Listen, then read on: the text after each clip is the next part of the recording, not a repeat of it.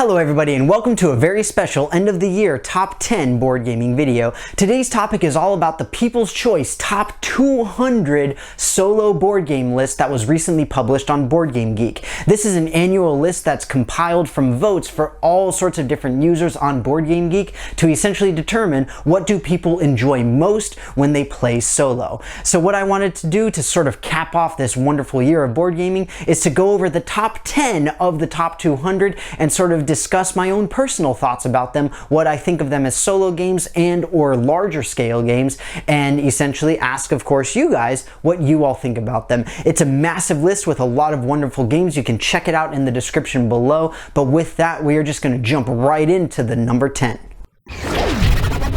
At number 10, we've got Too Many Bones. This is a fantasy RPG sort of dungeon delve game where you've got everything being tracked for your character, by your character, of your character, consisting of dice. I personally have never played it solo, but I have really enjoyed playing it in a group. I really like the idea that you've got the specific scenarios. It really reminds me of things like the Dungeons and Dragons, as well as Descent and things like that. I personally enjoy having all the different dice being available and allowing you to do all sorts of different stuff. I think it would work great as a solo game. I personally haven't done it though, but either way, Too Many Bones is number 10.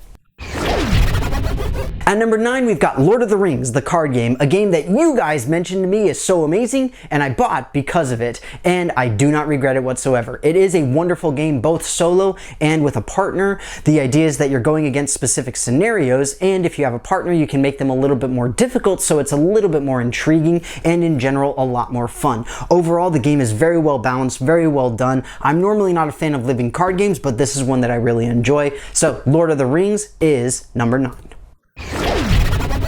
At number 8, we've got Robinson Crusoe. Now, typically, if you're looking at the list, you would probably see the new edition of Robinson Crusoe, which frankly is a much better way to phrase this sort of thing, because the new edition has a much better rule book. It's much more streamlined, a lot easier to understand. But the fact is, this game is wonderful solo. It is a great solo experience. You have wonderful scenarios that you can go in, lots and lots of strategy. It's also great with multiple people as well. The fact that it's a semi-story driven, but mostly scenario driven thing means that you can keep coming back and have a decent amount of replayability. It's been on my solo list as well. Robinson Crusoe is number 8. At number 7, we've got Arkham Horror, yet another living card game. Essentially, between this and Lord of the Rings, I have been warming up quite a bit to LCGs, but the fact is that I personally put Arkham Horror above Lord of the Rings card game as well, simply because I prefer the theme of this. I love that the Arkham Horror card game nicely captures sort of the idea and the feeling that you get when you play the Arkham Horror board game or something like Eldritch Horror and things like that. Again, you have the cooperative aspect when you're playing with 2 players, with the idea being that you're trying to beat back all of the elder gods and all that kind of stuff. Very much the Lovecraftian thing. The theme is dripping within it. I absolutely love it. It's a ton of fun. I definitely agree with its placement in the top 10. Arkham Horror, the card game, is number 7.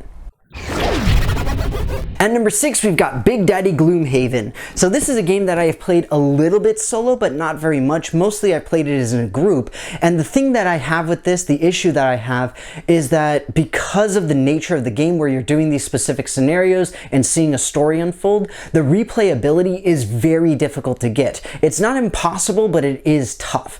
And so you can play it solo. It's a wonderful experience playing it solo. It might be on a top 10 for me, but it would be lower on the list. It's still a great game. It's still a fun solo experience. I personally prefer it in a group though, because I like the dynamic that you can get at the table. Either way though, Gloom Haven is number 6.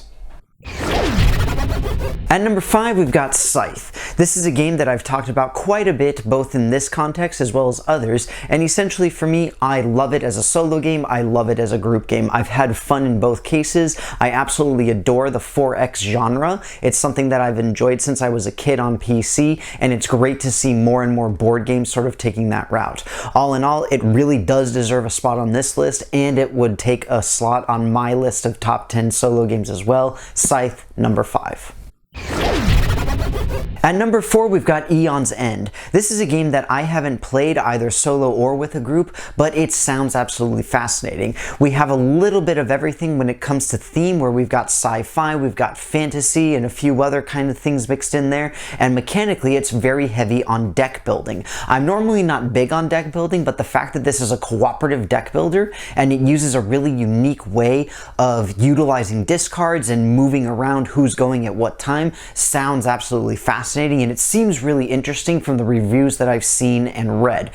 Now, obviously, I don't know where it would fit, if at all, on a top 10 list that I personally do. It sounds fun though. I've got it on my list of things that I want to play at some point. Eon's End is number 4.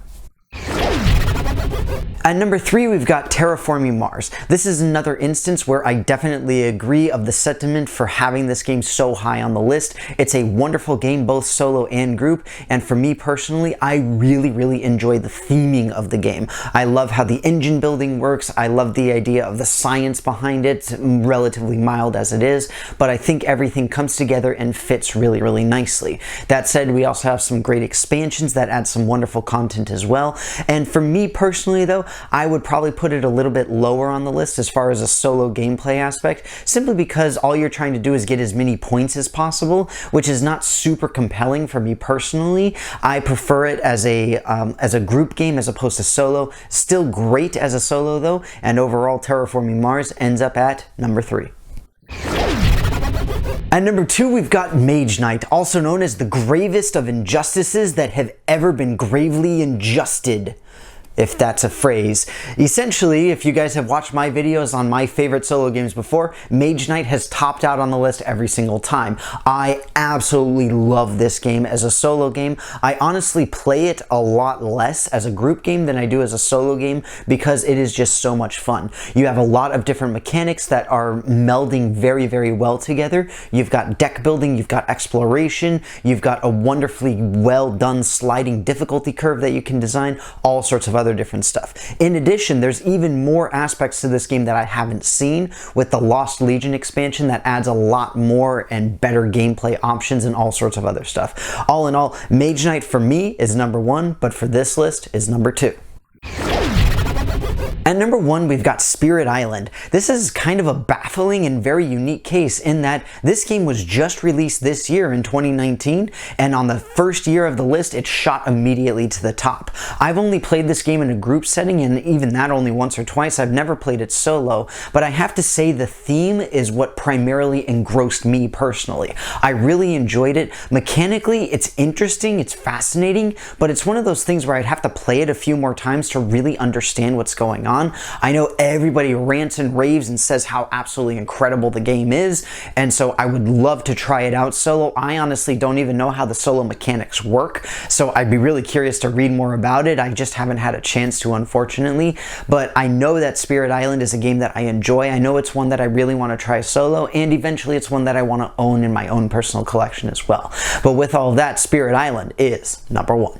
Well, everybody, that's going to be it for me. I hope that you enjoyed this video of the top 10 of the top 200 People's Choice solo board games for 2019. Again, this is just an awesome thing to see, and it's a great way to cap off 2019, which has been a pretty wonderful and fascinating year of new game releases, re-releases, new additions, and all sorts of other different things. As always, though, I would love to hear what you guys have to say about this. You guys know my opinions on these. You guys know that most of these games would fit onto my own personal top 10, and of course I'm curious what you all have to say. You guys can take a look at the full list in the description, go and pick out your own favorite, see if you see your favorite solo game. I would love to hear what you guys think about anything and everything in the comments below, as always. But with that, if you haven't done so already, please take a look at my social media pages as well as my Patreon page. On all of those, you'll be able to interact with myself and my channel in a whole bunch of really fun ways. But with that, thank you so very much for watching this. I hope that you enjoyed the video and have a very happy new year.